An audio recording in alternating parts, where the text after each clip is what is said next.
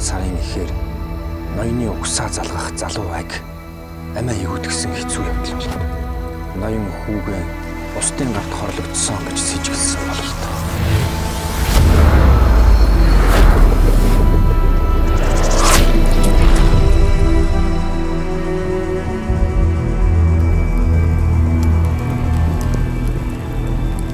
Өчим чи ч гэсэн хүүгээ дагуулад энд ингэж суух биз. Хүн ноён болохоор өвөгийн захиасыг зарлиг мэт авах болно.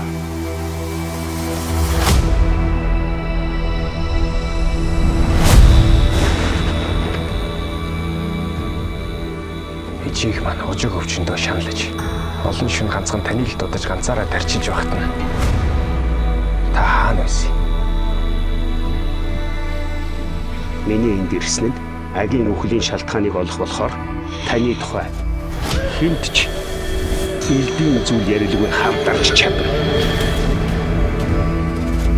Та намайг алуурчин гэж бодож байна уу? Агийг байхгүй болсныг далимдуулан хэн нэг нь хийсэн хэрэгээ тохох гэж байгаа юм шүү. Атгсан сэжүүр нотогсон баримтаан түшиж өнөө энд ирлээ.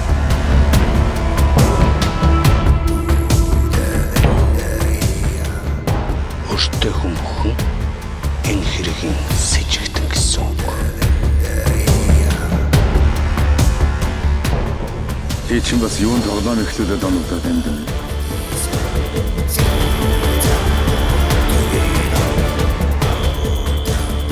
Өөлөрч өмхөрч яваа хөвшин ноёны самуу хатныг оргуулж босгох гэж тэнэглэж явдаг цаг биш. Миний хэлвшээр өөр хинэгч биш. Би чамаа хийж өгөхгүй.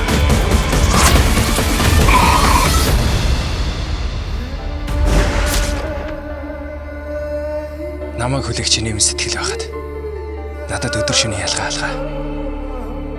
Би удахгүй ирнэ. Эргэж ирэхдээ энэ дараалах надад зүүж өгөөрэй.